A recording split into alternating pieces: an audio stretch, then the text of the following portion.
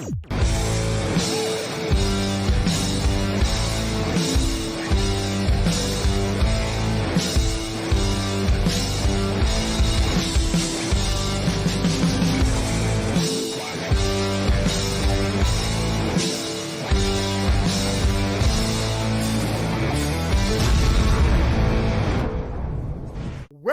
to the Reality After Show. Ooh. Holy crap, you guys. This is, I don't even know what this, I'm like speechless right now.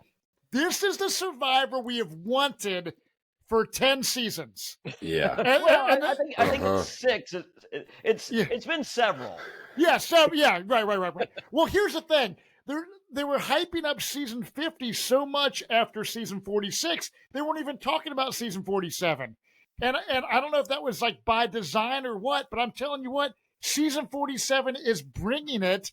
And if you bring, I mean, everyone is playing this game, you guys, to where if someone on this season is not on a season 50, like Legends kind of, big celebration, I'd be completely shocked because I think this season is fucking awesome.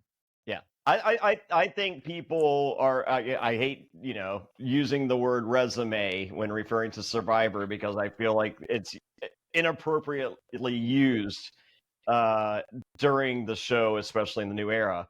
But I feel like people are building their resumes to be on that season 50 season. And Wayne, where are you at, dude, of this? Man, I mean, this is definitely the Survivor that I like. It's like, I mean, I'm going to be put in my place about small tribes because this was super interesting when everybody's willing to actually play the game. Oh yeah, 6 is dope.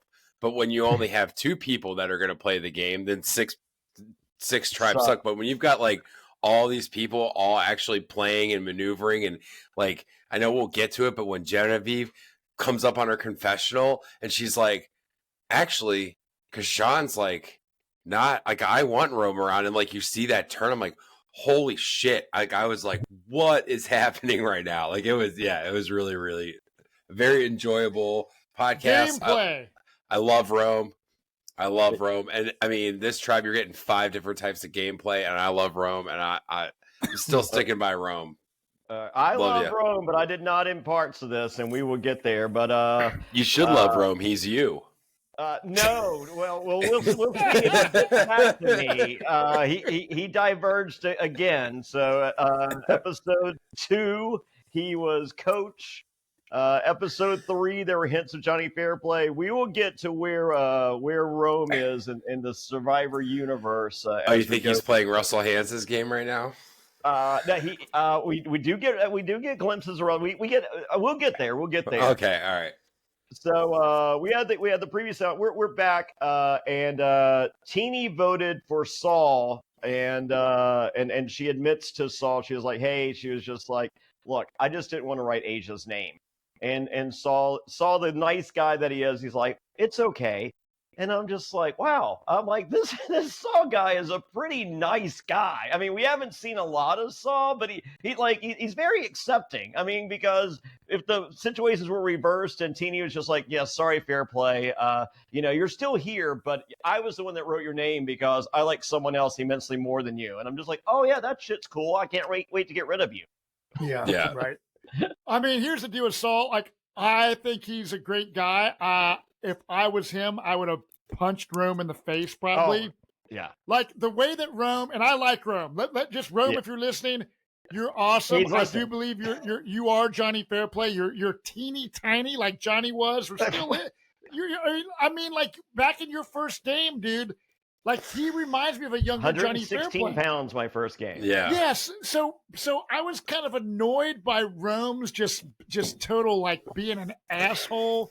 And he apologized to Saul. He's not an asshole yet, is where we're. But I'm just saying, in general. Oh yeah, this was not a good. It's a roller coaster with Rome. You strap in, like yes. We saw. I have this broken down. There are 3 facets of Rome in this episode, 2 of which I did not care for. But we'll get there. Right. Okay. Right. So, Rome is running. I loved all of it. I loved all of it. Agree to disagree. But once again, great TV, as much as I did. So, well, guess what? I'm watching a goddamn television show. So, yeah. All right, fair enough. So Rome's running the show according to Rome, and I'm like, all right. And Rome is ready to use his steal a vote, so Saul can't use his shot in the dark. And I'm like, wow, way to manipulate the rules there. And Rome 100% guarantees it's Saul going home, and I go, uh-oh, this is not good for Rome. It was actually 110%. He said I was 110%. Oh, you missed it. You missed it. Okay. Well, once and again, I'm just in the air, just going, yeah.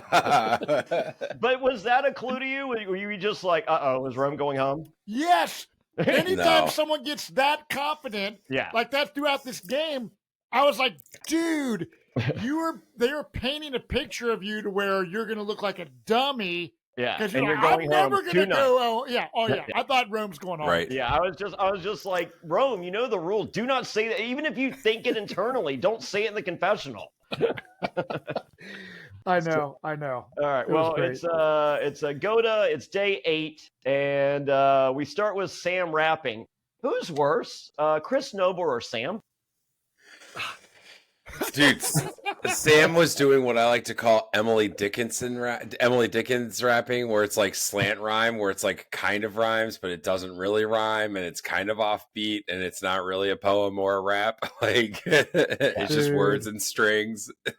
Yeah, he's as Wendell Holland would say, that was garbage.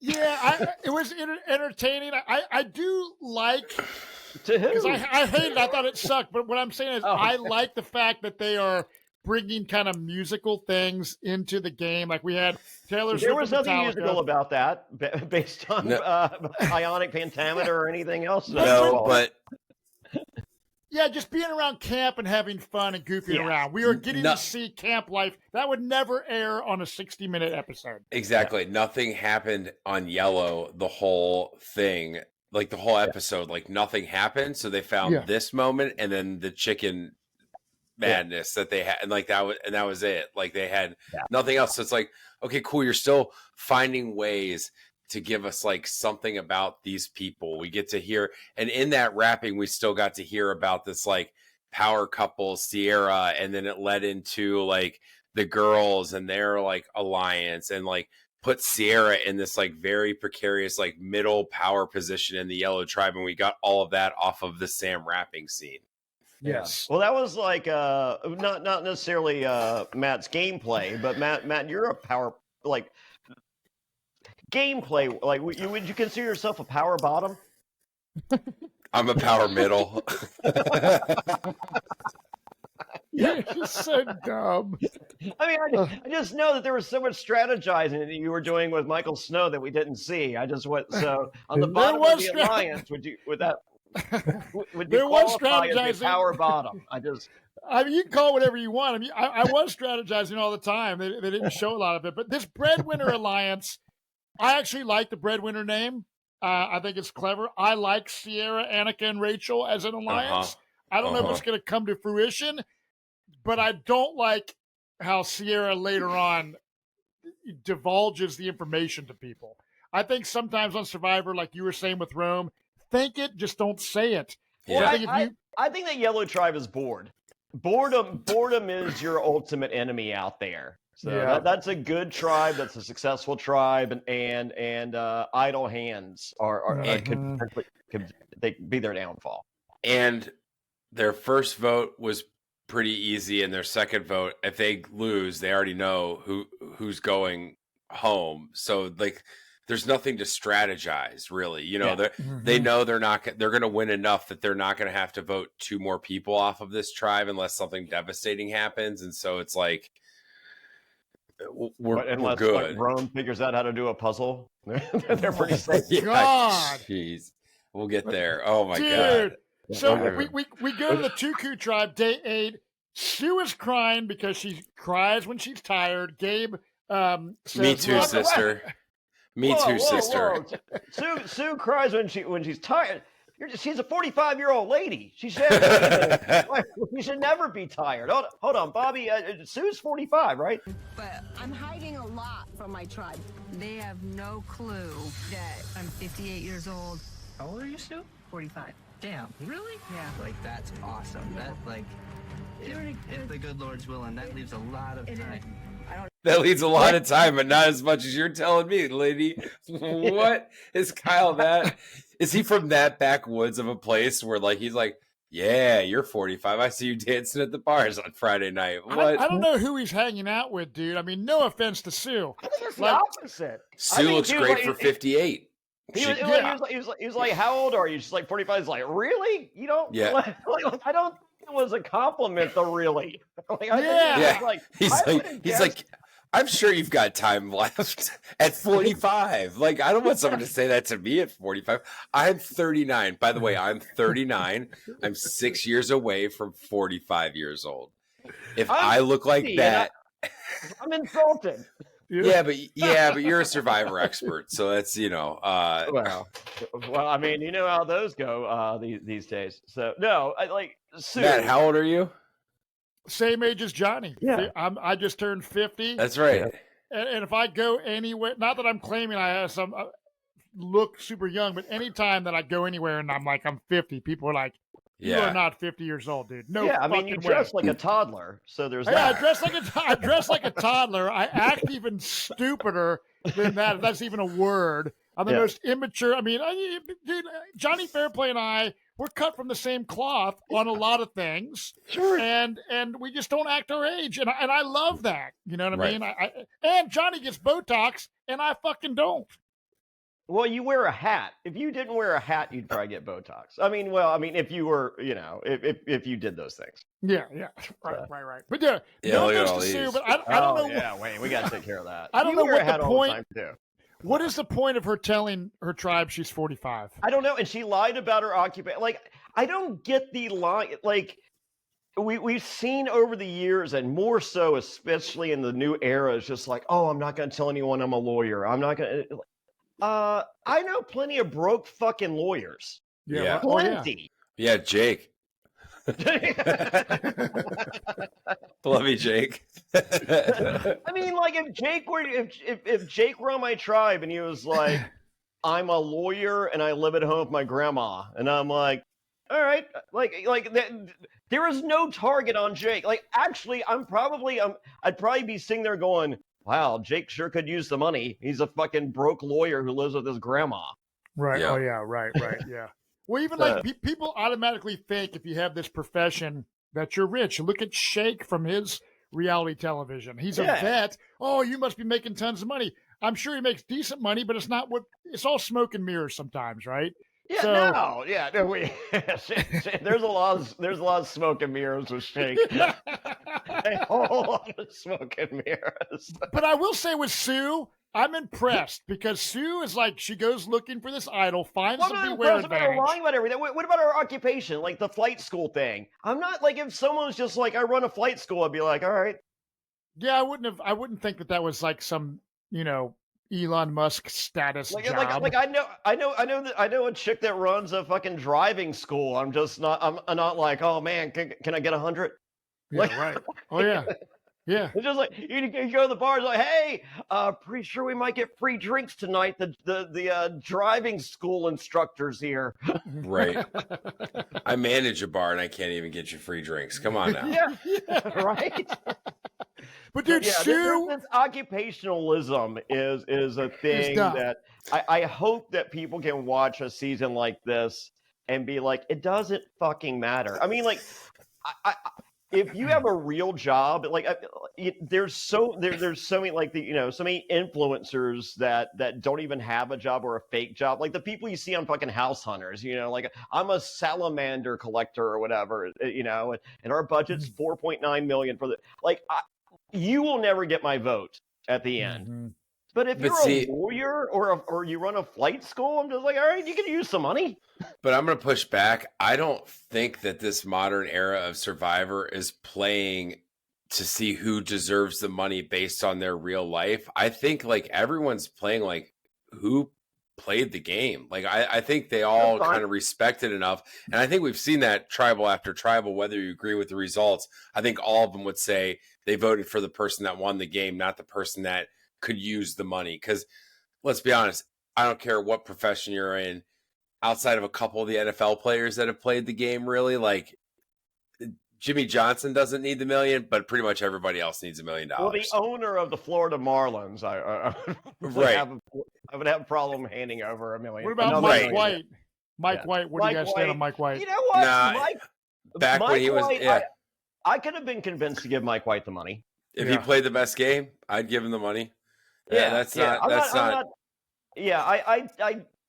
have said in the past I don't think I would, and maybe at that time I wouldn't.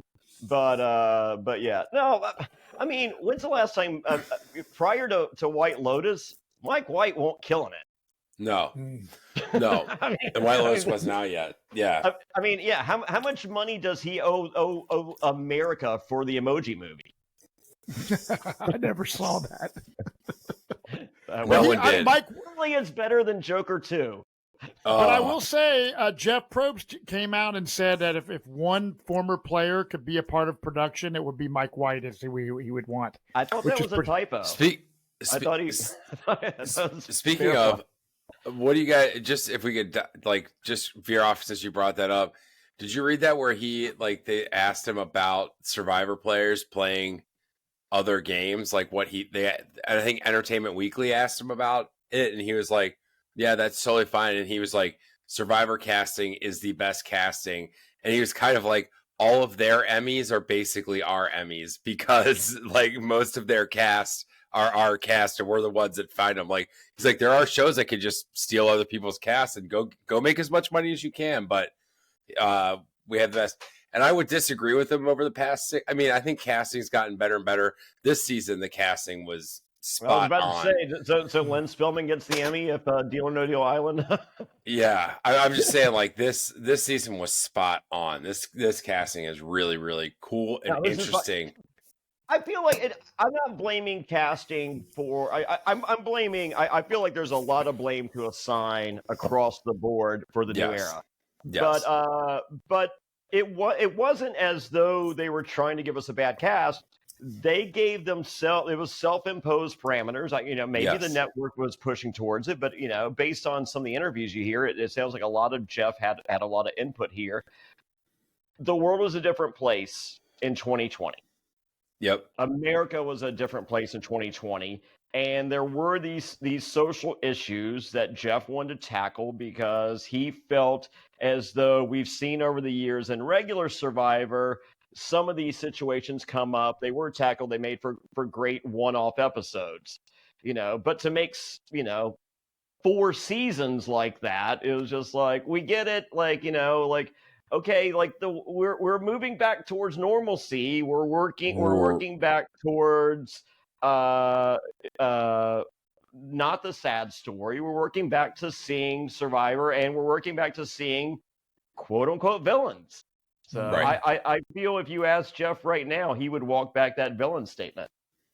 He probably would, especially after, I know for a fact tomorrow, after everybody's podcasts are recorded, Kelly Wentworth, I'm sure, is going to be talking about this stuff. Across the board, people are going to say Survivor 47 is badass. Yeah. Rome is at the top of everyone's list. It's because he is a villain. We need this. We need characters like Rome. And I tell you what, we talked about Sue. I want to talk about her right now. She finds a beware advantage. She has to chop this rope. It breaks a clay pot with a bunch of red paint everywhere. I love it, man. Dude, what a cool trap. It's like you get a beware advantage, and it just is like, go to this map, cut this rope, get your vote. Yeah. And she's like, nowhere in her mind was like, that's it. And like, okay, it was literally the easiest beware advantage we've seen. It's just like, wow. I'm just like, they sure didn't make this one easy for the second one. Oh, and then just boom, and then they show up, and she's like a toddler that get caught doing something wrong. Like, oh no, nothing. I just need to chill. Well, why do you have the machete? Is that blood? Oh, I cut myself. I bit the back of my tongue. What are you talking about? Like, something's up. Oh. Yeah, no, she has blood all over. Well, it appears to be blood all over her hands, on her face, on her legs. It looked as though she did a pretty good job of cleaning herself. Yes. The area itself. Looks- Holy moly! Next Oh, time I have a dude. party, I'm calling Grandma Sue to come over and. Yeah. Yeah. Dude, So- she just put on her rubber gloves and got to work. Just all Yeah. right. So, but she Sweep cleans it. She it. does a pretty good job. I probably would have gone with maybe problems down there. I don't because it was a lot more blood than the biting in the back of your tongue. And basically, as far as excuses go, the two girls that catch her, they basically walk away going, "All right, we're living with Dexter." Is their only Yeah. takeaway. Yeah. Oh, Sue just killed an animal and ate it raw, I think. I don't know what she or, did. or possibly a cameraman. Who's Or to say? somebody. Yeah. But the Dexter thing's not. Her cleanup skills are on par with Dexter. Yes. If this were to happen to you, Fairplay, like if the same situation and you're cleaning up, would you have maybe like taken the machete and cut something on your own body Oh God, no! to no. pretend like you were bleeding? I would have said I think I would have said I had like I busted a hemorrhoid or something. Because nobody wants to talk about that. No. I'm cleaning up around the area or whatever, cleaning up all that stuff, still covered in blood or whatever. Sure. And then as soon as that's cleaned up, I'm just sprinting for the ocean. And if I see anyone, I'm just yelling, "I got a diarrhea." It's just running straight into the ocean and then scrubbing off in there. That's yeah. Okay. So that's good. But as I said, if you're busted just right there, there's nothing my excuse is going to be something that you don't want to talk about later. The other person, like I said, it's just like, oh my God, like I had a hemorrhoid and it burned, and they're just like, oh, okay, all right, I got. Or if you're not the kind of the weird old lady that says she's 45, you use this opportunity to build an alliance, and they kind of catch you red-handed. You say, well, hey, I found the beware advantage, and I always want somebody to say, I found the beware advantage, but I don't know where the idol is, and make them think you don't have a vote, and then show up with an idol and a vote. Like that's what I would do, but I don't know. I'm going with the hemorrhoid or running for the water. Yeah. Yeah. Well, I'm a huge proponent in not revealing that I have a beware advantage, whether it be the advantage or just the clue or anything. But in this Survivor, if like red flags, you got nothing going on. You get a red flag, people just kind of assume advantage. They just assume idol anymore. So at this point, I don't think those girls thought that when they left the Sue conversation. No, I don't think that. I don't think. Yeah, I think she's Sue, a serial killer. Well, I think she had done enough to clean up. I'm saying if someone walks around and you got the pot splattered and you haven't cleaned anything up, you say, "Hey, If it's me or you, there's literally just as much red paint on the ground as there was when it fell, and there's probably twice as. We look like fucking. We look like the Joker. Yeah, and we just go and be like, I don't know. I found some red paint. It must be for like something later. I have no idea. I found this red paint. You guys want to do something with it? Production said, "Get out of here." That's all. Yeah. I was just poking around. I found a bunch of Gatorades and some red paint. I don't know. Oh man! Back at the Lavo tribe, you guys, everyone is looking for idols. Rome is threatening Saul for looking for the idol. This is kind of where I'm like, dude, he's following him around, and he's like, I can't look for an idol. Like, come on, dude. Like everyone, and Kashan is just sitting back and observing. For idols, according to Rome. Just preface that Rome is the best. So really, no one else should be looking for an idol.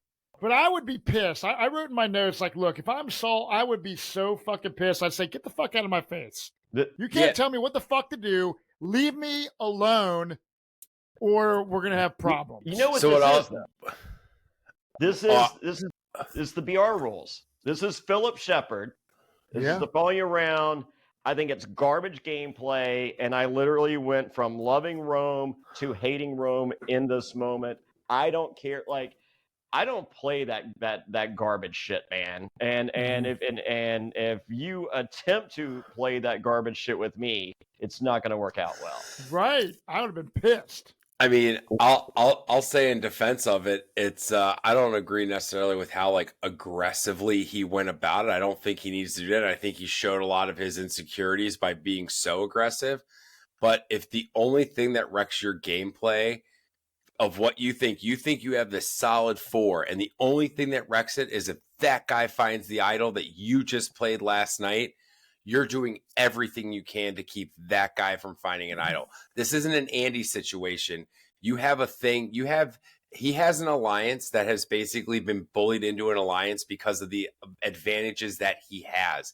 And if he doesn't have those advantages, they might not be aligned with him. And as we saw, people were like thinking and about to vote him out. So I know like people are going to be like, oh man, you shouldn't have done that. I would have punched you in the face, and that's fine. Like, you can't tell him what to, like, Saul can't tell Rome what to do, and Rome can't tell Saul what to do. Saul can look all he wants, and Rome can be attached to his hip. I understand it, and I get it. I mean, you're playing a game for $1 million. $1 million can change a lot of these people's lives, and and the bullshit of the idols and all that, makes it so you have to.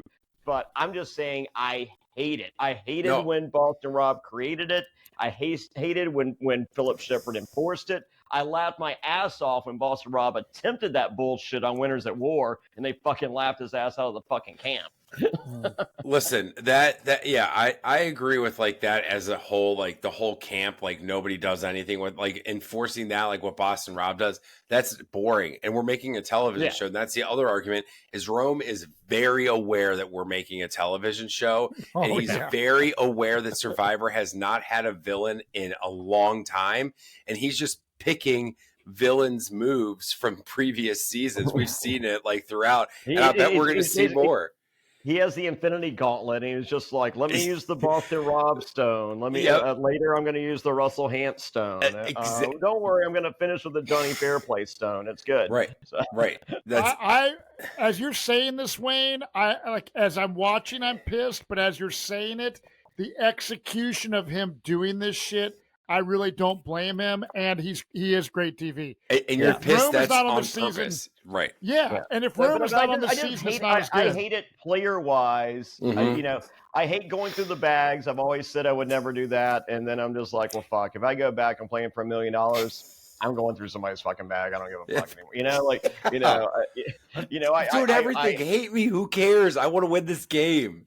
And as long as I have enough people around me that don't hate me and that benefit from me doing those things, then I'm going to keep doing those things. Yeah, but I don't like as I said, you can follow at a safe distance. So, or you have someone else follow a little less aggressively, and if you're the best at finding idols, you go find the idol. And I'm sure Rome went and looked for the idol. They didn't show it, to the degree, but that's where I'm at. I hated it when Boston Rob did it. I hate it when Philip Shepard did it, and there's a likability that Rome has that I feel that Philip Shepard and sometimes Boston Rob is missing. Yeah. So Genevieve, we see a confessional. Finally, some Genevieve, my winner pick, because she was vanished, like not a single peep from her, literally pretty much until tonight. Besides the aquarium fish she talked about last episode. But she has a confessional saying, look, Rome is rubbing people the wrong way. So she is aware. She's an attorney. She's aware, Rome, he's this big personality, but he's playing a game that could really piss a lot of people off. And so she kind of wants to nurture this relationship between her and Saul to try to kind of use that in her back pocket in case she needs to get like Rome out down the road, I think. Yeah, and there we go. So I like that. So back don't at worry, the Gala Yellow Tribe, if we needed something to talk about, Andy's shot in the dark, he keeps all willy-nilly in the top of his bag, somehow falls out with the assistance of the girls through the bamboo underneath the deal. And Sam tells him, and don't worry, as a result, we get a Andy blooper reel. Show me those bean highlights. No, it's like gaping right now. Everything Andy does, he should do the exact opposite of whatever he thinks is the right thing to do. First of all, here's what I learned tonight, and I might be late in this. I didn't know their shot in the dark was like something they kept in their bag. I kind of thought it was just something that was like at tribal, and when you're like, hey, I'm going to play my shot in the dark, production's like, here's our shot in the dark dice for you or whatever. I didn't realize it was like, if that's the case, I'm stealing everybody's shot in the dark. Can you steal shot in the darks? I like the idea. That I'm taking the dice and I'm throwing them away and they don't have them. Yeah, throw them in the ocean. Like, if I'm the girls, I just would have chucked his shot in the dice and shot in the dark in the ocean. I mean, night one, I'm getting in everybody's bag. Before anybody knows anything, I'm taking all the shot in the darks and I'm throwing them into the ocean. There's no shot in the dark this season. No shot in the dark. Oh, I'm going to play my shot in the dark. Oh, are you? You have it?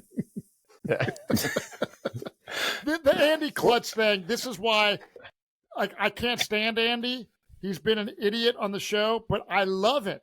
So without Rome, without Andy, you don't have this season. That's why I think casting is so perfect and what makes Survivor so great. You put all these weirdos on an island and see what happens, and we're getting great TV.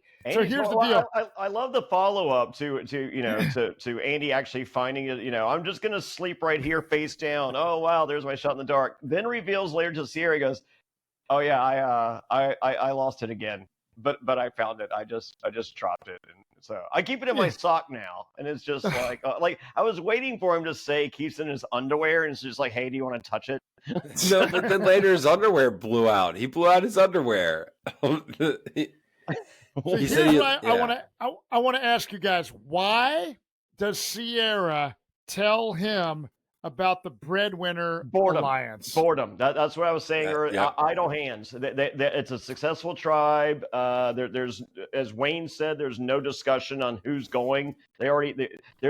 They're like, worst case scenario before the merge, we lose one more person. It's Andy as far as the breadwinners are concerned.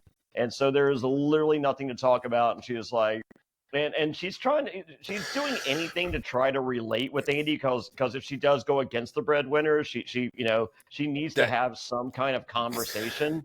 And it's like, here it is. Because honestly, if they lose next or whatever, the next vote, it is very clearly the breadwinners versus the boys, and Sierra is squarely in the middle. And so then she has to decide, do I take out this doofus Andy, who's definitely not going to win the game, or Sam, my number one, or do I take out one of these other two strong women that as soon as we merge are definitely going to want to have an all-woman alliance? And I'm clearly the third, and they're three. Like, it's them two. Like, Sierra picks that up. She knows it's those two, and then Sierra.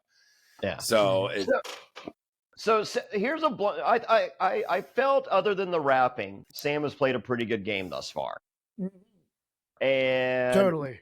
When Andy reveals the breadwinner thing, he's like, hey, just to, I don't want to keep any secrets, and he confronts Sierra.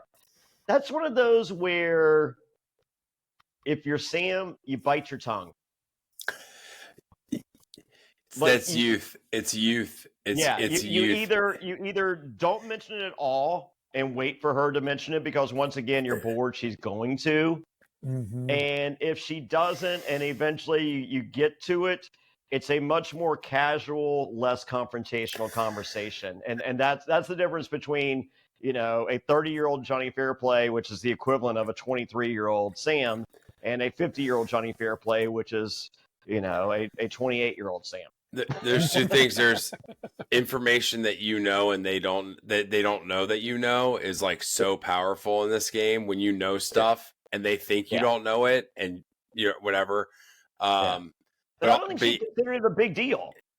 But also, I think you could also, to the boredom, is they're chalking up to the bad side of like they're aware they're making a television show. Like, oh shit, we got to give them something, or else we're not going to be on TV for 3 weeks because we're winning all this stuff. I think he just went a little aggro and and blame it on you. But there's really, as I said, like, because he was just like, hey, you told him, you didn't tell me, and you guys have this name, and I think Sierra, I know for she played it right. She was just like, I didn't even name us. Like, if I had named us, I would have told you. Like, it's the stupid fucking breadwinners. Who cares? Right. Like so the three of us are working together. I'm literally telling you what our conversations are. So who cares if you know the stupid name or not? Yeah, that makes sense. That's a good point, Johnny. So now it's day 8, immunity challenge plus reward. Oh, yeah. And so the team to win gets 3 egg-laying hens. Second team gets 6 eggs that were laid by those hens. 11 Obviously, Vipers piping. Yes. 10 And so drummers drumming. I will tell you this: if you've never played Survivor, Too soon?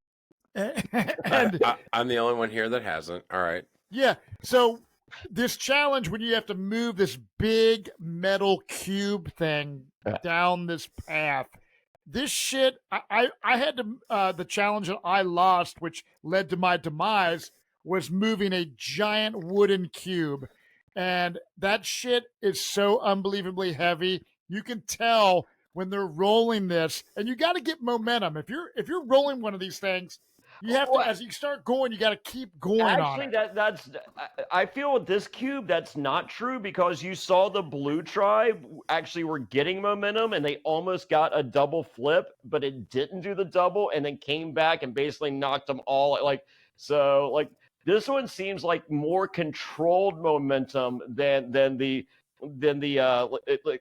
let's just get it going, because that thing went and then was like, no, not so fast, and then came back and kind of fucked them. But this challenge, right? And this challenge, like the reason I like the challenges this time is like I was so tired of seeing a challenge that was so damn long that you had a commercial break in between challenges. Yeah. So like this is like short, but it's still entertaining. So you got the metal cube, then you got to stand up on it. You got to untie some shit, gather these bags. Then you got to make this like window type thing and throw these like cornhole bags through Did you see? So the Survivor event from New York this past weekend, they had that event set up for people to play. And this would be fun. It was Andy versus Mike Turner versus, I want to say Mike Bloom maybe. And it was crazy because Mike Turner and Andy, when they would build their thing and then go back to throw the thing, the other one would knock their gimmick over. The little window thingy.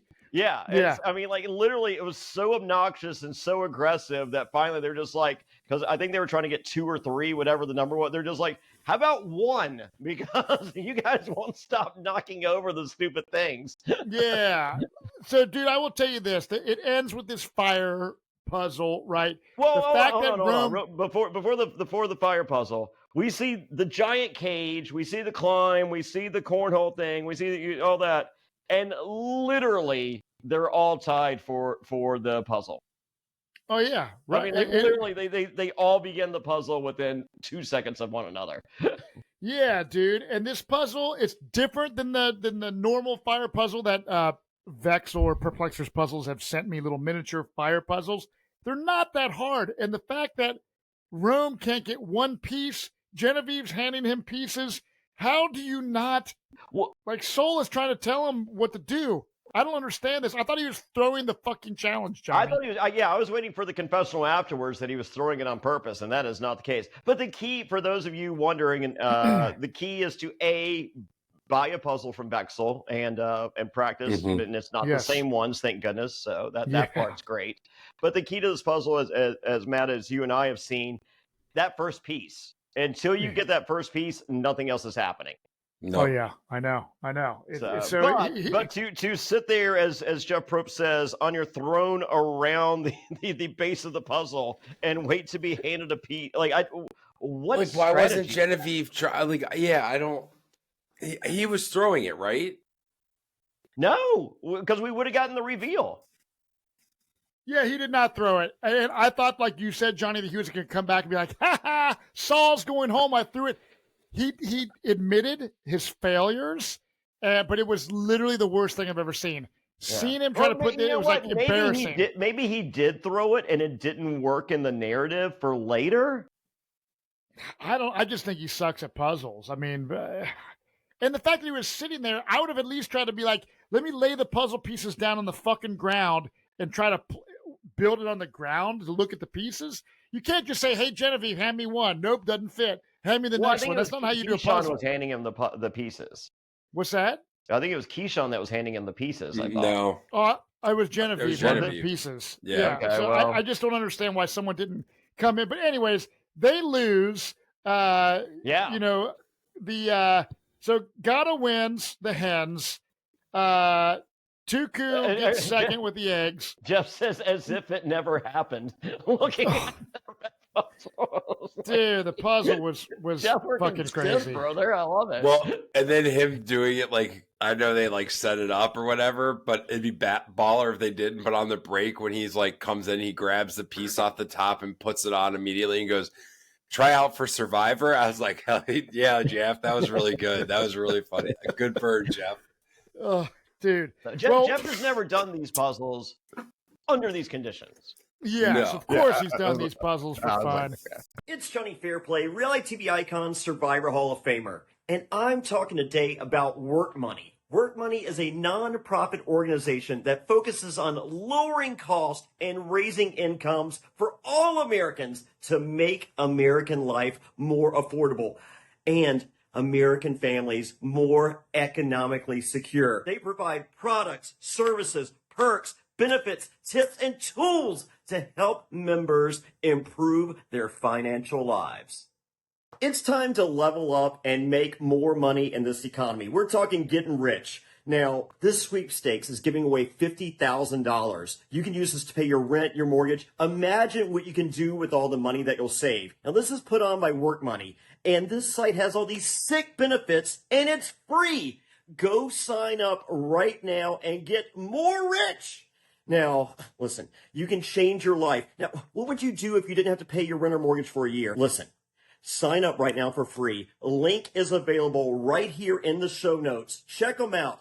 Personally, I'd get more pinball machines. I'm Jonny Fairplay. I wouldn't lie about that. It's WorkMoney. More money. So we have a journey. Okay, so everyone has to pick somebody to go on a journey. It's Andy, Teeny, and Caroline on a journey. And so they kind of go off, but then we go to the Gata tribe where Sam is wanting to kill the chickens and eat the chickens. Sierra's Rachel's wanting ready the to kill eggs. a chicken. Rachel's just like, look, I don't know how everybody else feels, but I would love some chicken wings, some chicken legs, some breasts, some thighs. I will try the heart. But let me. I will save this all for a confessional. And Sam, you go ahead and tell everyone that you're the carnivore of the group, and hopefully, I will give you a yes vote, and everyone else is good as long as your girlfriend doesn't disagree. Oh wait. I love chicken shenanigans in Survivor. It's my favorite thing. I love it when they introduce live chickens because you always get like vegetarian, that whole thing. And like people are like, no, but we should get the eggs or we get the protein now. And like no one wants to kill the chicken, but everyone wants to eat the chicken. And then sometimes the chickens escape and you got to catch them. I love chicken shenanigans. It's my favorite. And then Sierra's like, I go to wineries and I pet the chickens. It's like, what fucking wineries are you going to for your pet chickens? Quit going to farm wineries. You should go to better wineries. There are better wineries that don't have farm animals. I think that's your uncle's toilet wine that you're drinking. I do want to eat one at one point. There's a lot of meat there. I cannot kill the chickens. Like, I can't do this. Chickens are near and dear to my heart. We go to wineries that have chickens. I feed them. I hold them. I pet them. I love chicken. Wineries, multiple. That means it's a thing. And where she's from is there are wineries that are like, we got better chickens than the one down the street. Oh, well, shout out to my good friend Derek Robertson, co-creator of The Boys on Amazon. When I visit Derek Robertson in Napa, there's no chickens, and I love it. And if would prefer they're on the menu. I would want to eat the chickens, but I would want to see if they lay eggs for a couple days first. Well, you know on Pearl Islands, me and Sandra brought back chickens, and we named one of them Little Jerry Seinfeld, and we named the other one Fuck the Cluck.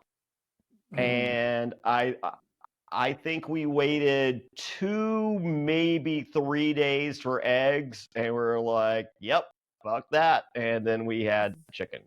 Yeah, I don't blame. That's what I would have done. That's the best play. Those eggs can sit out, like they don't have to be refrigerated if you don't wash them or whatever. So like you can just have them. So you should let the chickens lay those eggs and then keep those eggs, and then when they stop laying eggs, that's when you kill them and eat them, and then you can eat the eggs after that. Sure. Right.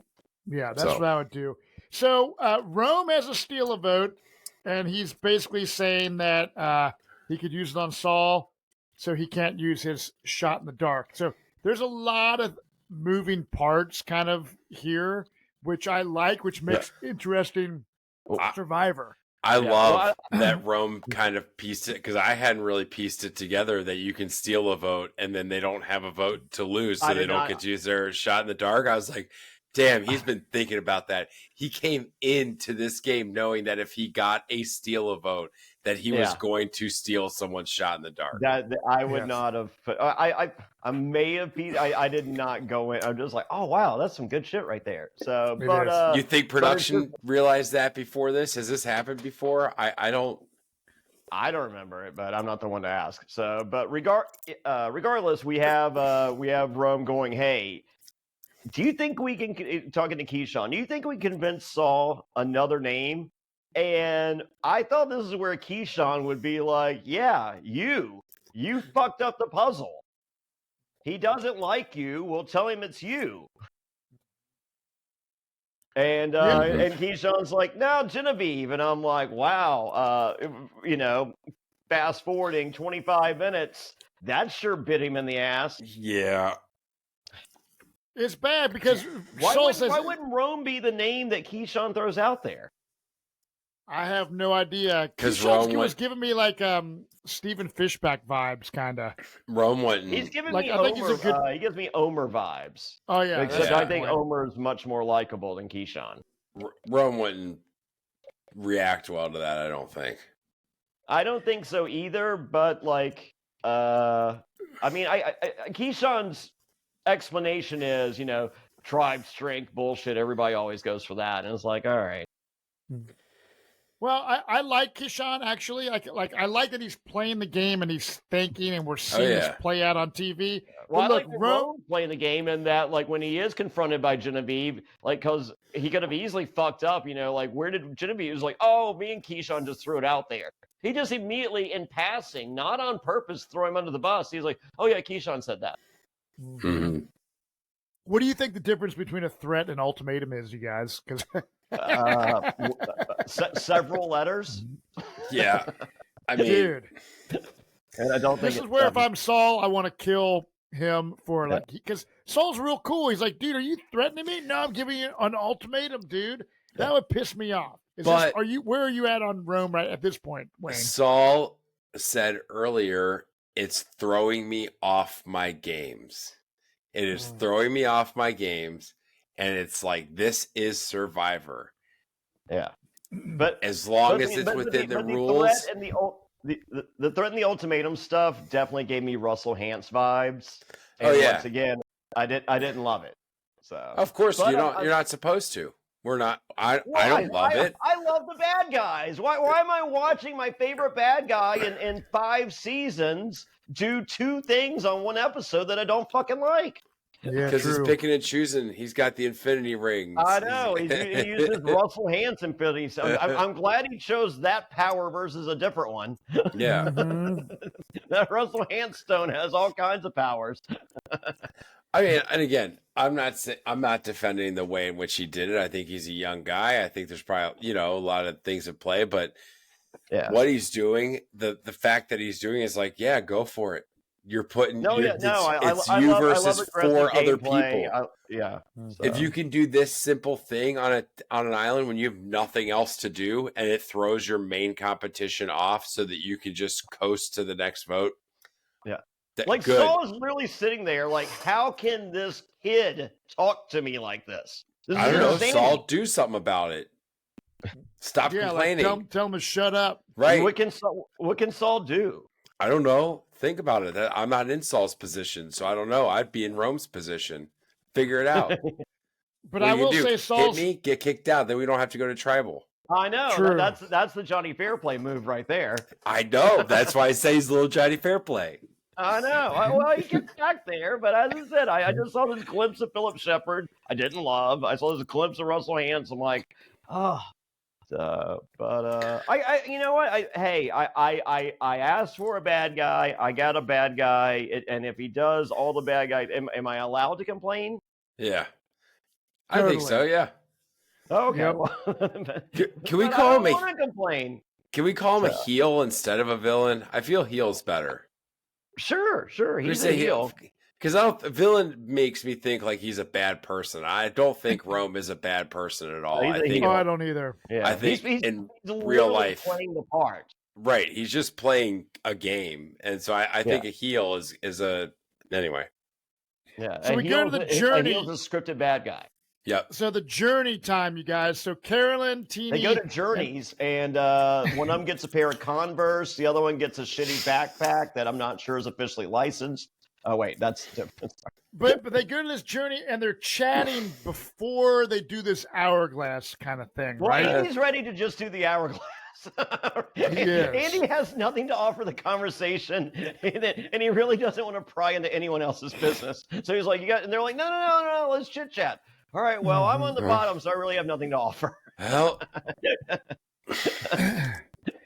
Yeah, so they start kind of telling what's going on at their individual tribes, and he's actually giving away less information than I kind of thought he was I going was to. ready to hear the word breadwinners. The fact that we did Dude. not hear breadwinners, I was shocked. I know. So I like this dynamic of them talking a little bit because they're going to probably work together in the future. And then they turn over the sand hourglass timer and they read the note, which basically says someone has to agree to lose their vote, and if someone doesn't, then everyone's going to lose their vote. And if someone does agree, which Teeny ends up agreeing to it, they get this amulet deal. You guys like Well, or they dislike get this? they all get an advantage. yeah. So I'll say, Teeny, I feel where you're coming from. Teeny said earlier in the episode, maybe that like, they're a tender-hearted person or whatever. I feel like I'm a tender-hearted person, so I can, like.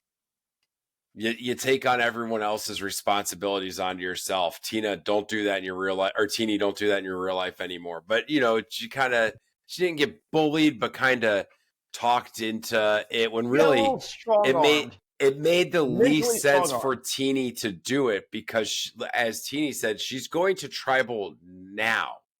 Like she doesn't have time to navigate. What's the other girl's name? I don't even remember her name. Carolyn.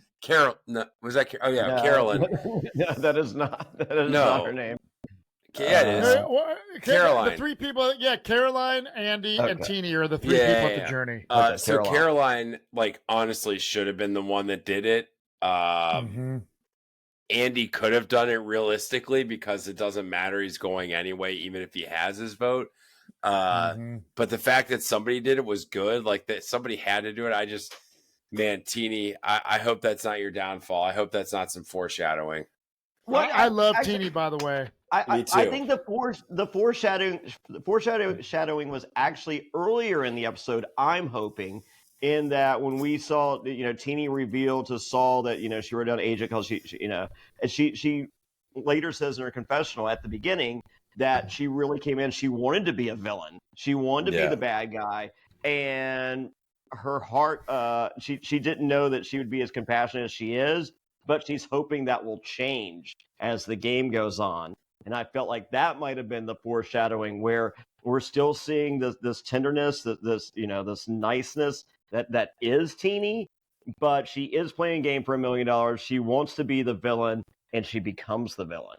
I think so. I think that's a good point, Johnny. That'd I think be great. She very could well get this out of her system pre-merge, and then when merge happens, it's cutthroat. But three people this episode said they wanted to be the villain. We had basically Rome, Teeny, and Keyshawn. Yep. Well, I love it.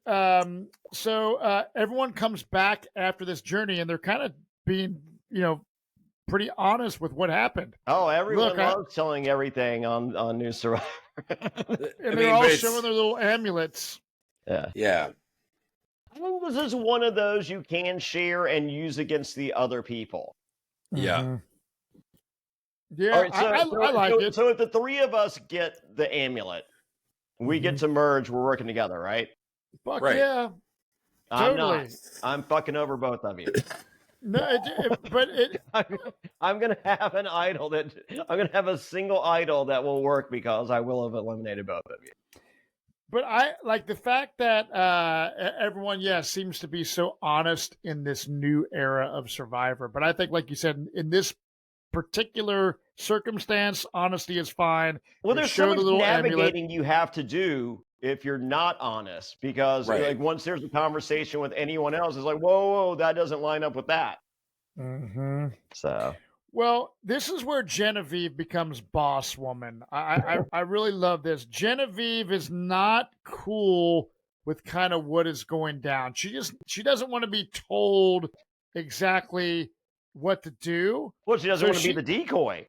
Yeah, and she tells Rome about the plan of what's going down.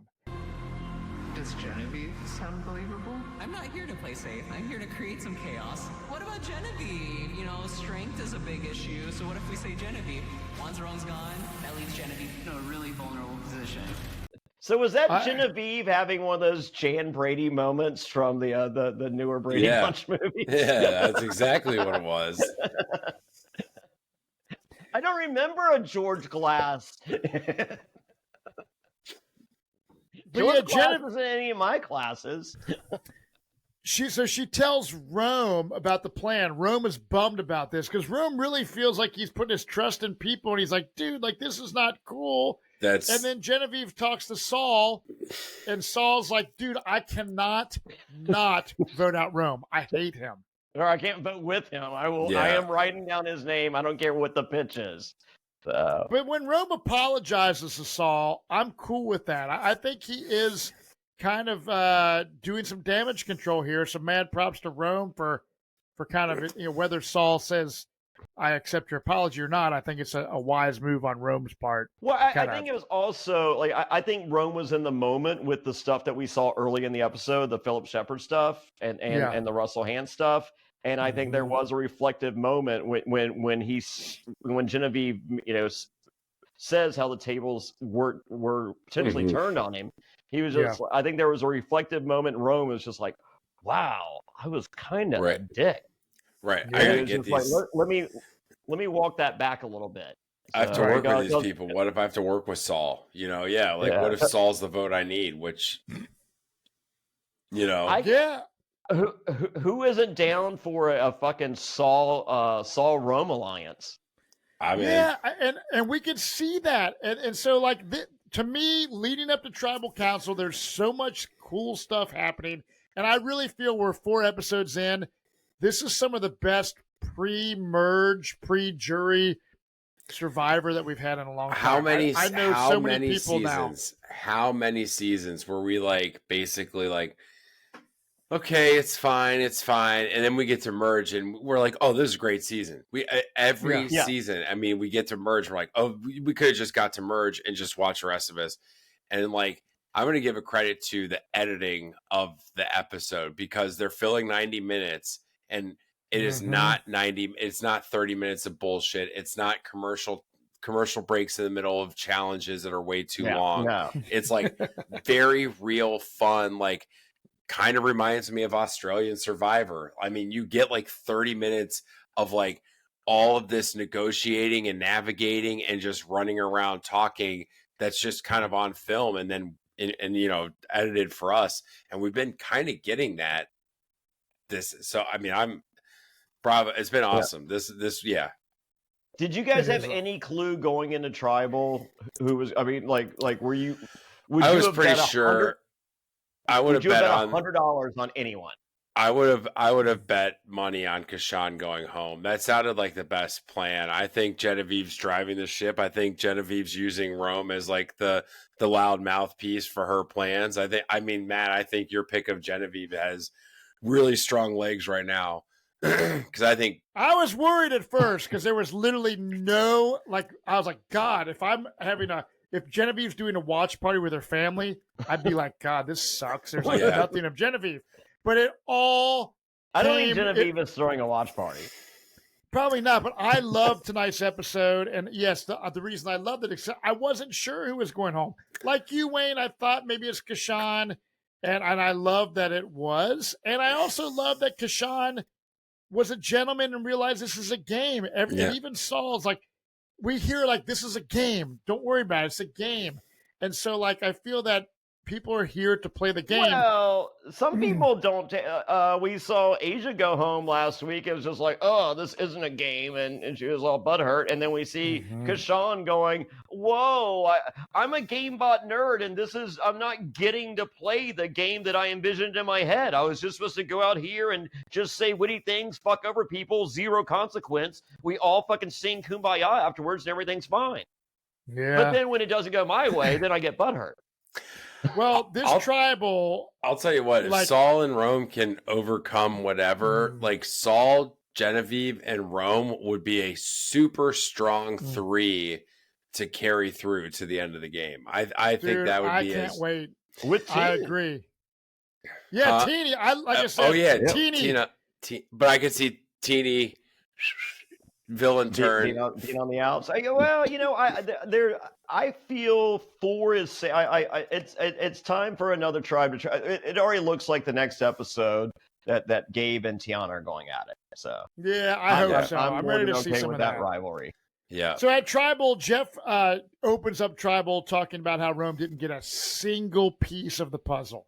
He says, "Congratulations, Rome! You did something I've never seen before. Nothing."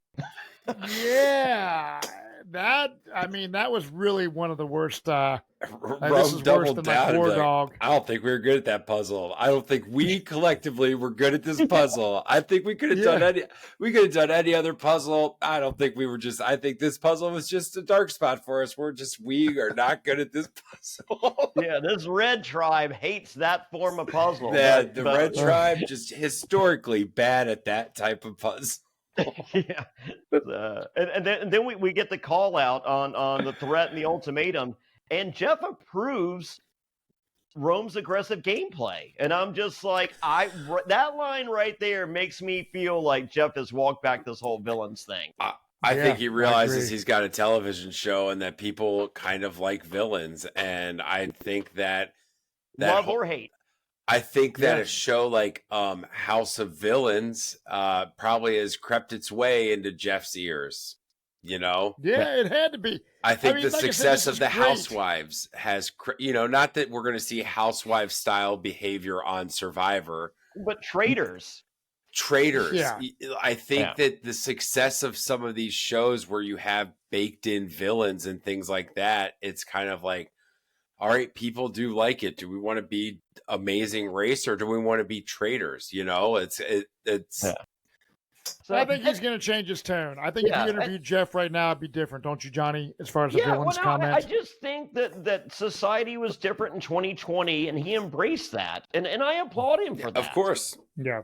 So I think Survivor probably needed to go that extra mile based on the previous bunch of seasons because there's stuff that they probably would have had to explain, there's been some bare minimum aggressive behavior toward women by men through the history of Survivor. There could have been some cancelable behavior and bringing it back to a safe place and then building out from there to where we can be and safely be. Yes. But aggressively be in the game and by way of gameplay. I think that in 2024, I think we can all adequately walk that line. Well, and also COVID was a big part of all that too. It's like, hey, we're worried about everyone's health and safety, like mentally and, like from illness and blah, blah, blah. So it's like, there's a whole different veil on top of stuff. So yeah. Sure. So during this whole deal though, Rome talks about how he apologized to Saul. Teeny talks about putting her trust in her alliance. And Kashawn is like Keith Nails said, I'm all about trusting the plan. Everything's fine. Everything's fine. He and thought everything was cool. Oh, don't let it be fine. Please don't let it be fine. And when Genevieve says, look, the success of my future game lies in this tribal council and this vote, I'm like, ooh, man, this is going to be good. And 3 people will have a lot of power. Not 4, Teeny. 3. Yeah, so Rome uses his steal a vote to steal Kashan's vote. And Kashan is blindsided. He is pissed. This is a beautiful moment. These are the kind of tribal councils that happen typically at a merge. This is pre-merge, beautiful Survivor. Our friend Mertz, who is a big Survivor fan, right when I was getting ready to come down and do the podcast, he basically was like, this is, he said something like profound, like this is like one of the greatest episodes of Survivor that I've ever seen in my life or something. Okay. So I'm just saying, across the board, people are enjoying this season of Survivor. And kudos to my winner pick, Genevieve. Oh, killing it. I want to say kudos to Genevieve. I think she is running this. The fact that Kashan went is like, okay, she's running this. I also want to give kudos to Saul and Rome for the performance they put on in Tribal to make Kashan think that it was still Rome is going to use a steal a vote on Saul and get Saul out of here. Like they both sold that really, really well in that Tribal Council. You know, I just got to trust the people that I trust, and the people that I don't trust, I'm not going to trust you, and I'm going to do everything I can to get you out of this game. Wow. Spooky scary, right? Like, Kashan was so blindsided and dumbfounded. Like, based on the earlier performance, I'm sure Kashan's sitting there going, okay, well, I'm sure they're still going after each other. I guess just Rome wants sole responsibility for this vote out of Saul. So I guess I'm still okay. And there's no reason to make this tribal live and start whispering to Genevieve and Teeny. Because, well, there's no reason to talk to Teeny because, but there's no reason to overreact. Everything is, nothing's going, this is what I dreamed in my GameBot fantasy of Survivor. So everything's fine. I'm not going home, especially at number 4. Wow. Yeah, there's a lot of people that they're going to be so pissed. And Kashan, I did enjoy watching you play. Yeah. Genevieve, Rome, Teeny. God, so many great players. I have a lot of favorites this season, you guys. Did you notice that Kashan was a lot less arrogant on his exit than he was during his confessionals this episode? Yeah, I did. Yes. Yeah. I mean, I really like that each of these people in this tribe specifically are really playing like a different style of gameplay, and it's all very fun to watch come together. Yeah. Like Saul, and of course he made it real because everyone, if he had fucked over somebody, like if he had fucked over Rome like he planned it, it's just like, hey, it's just a game. But he was like, oh no, that's not how I imagined it. Genevieve, I trusted you. It's like, yeah, Rome trusted you too, motherfucker. Yeah, and you're the only one that said Genevieve's name. Rome's never said Genevieve's name. Yep. Rome wouldn't even imagine. That's his number one. That fucking wannabe bad guy karma is fucking difficult to manage, isn't it? Well, all I know, we got some great, charismatic players. Everyone is playing the game. It's great. And no quitters I'm seeing on this season. So I love it. Great job casting. Hope everyone listening to this podcast is enjoying it. And if you want more Survivor coverage, there's going to be a Kelly Wentworth podcast in addition to this one. Tomorrow, so who she's got. You know who her special guest is. Who? He's one of the greatest immunity threats, challenge threats in the history of the game. Some would call him a challenge monster. Jonathan? If you've ever seen him pitch a ball and realize he had no father figure. He had no father figure growing up. War Dog. Whoa! Oh yes, that rules. The War Dog with On the Edge of Kelly Wentworth. But don't forget, next time on Survivor, a new Survivor twist. I feel like we get them every week, so is it really new? And Gabe wants to crush some Ayana's or Aisha. What's her name? Tiana. Yep. Survivor dreams. I possibly crushed her Survivor dreams by mispronouncing her name. I apologize. But yeah, I love hearing when people want to crush Survivor dreams. It's one of my favorite hobbies ever. I love it. I love the season. I love all of you guys watching and listening, and gals, of course, everyone. Yes. our numbers, video and audio wise, are unbelievable right now, and it's all because of you. Keep spreading the word, keep telling everybody. Yeah. We have more podcasts joining every single week. I mean, I think by month's end, there's going to be 20, by year's end, there 20 reality podcasts every single week on this network at youtube.com/aftershow. Or if you're listening, whether it be Spotify, Amazon Music, Apple Podcast, Spreaker, wherever you listen, just search Reality After Show. This is nuts. I have it's all coming together. Definitely look for at least one, maybe more House of Villains podcast starting tomorrow. The premiere was tonight, but it was a 2-night premiere. So we're gonna do whoever I end up doing the podcast House with. of Villains started? I didn't even know. House of Villains starts tonight at 10, but it's a 2 nights. It's tonight and tomorrow, and someone actually goes home on episode 2. And so we're going to do an episode 1 and 2 podcast. So I don't know who I'll be with. Maybe it's Matt. Maybe it's Jen Hoffman. Maybe it's someone from the cast. But I want to say one. I want to say one thing too, because Johnny, with all these podcasts, we have a great producer behind the scenes. Sometimes you see him, Bobby Goodsby. Yeah, Bobby. So thank Bobby Goodsby. We have a lot of great people on our team. Got no time to accept these accolades. Bobby Goodsby peeked behind the curtain, did the DraftKings FanDuel, one of those things Monday night, only won $4,000, and then to celebrate, went in debt $6,000 and had $10,000 club seats or skybox seats for the Padres and Dodgers last night. It must be nice to have all that Bobby Goodsby money. But no. Yeah, thank you, Bobby, for all that you do behind the scenes and on camera. I know you're a huge fan of the show, and he's helping us create this amazing podcast network that we all love. And we love you all, and we will see you all next week on another episode of Survivor. Cheers, everybody. Yeah. And good night.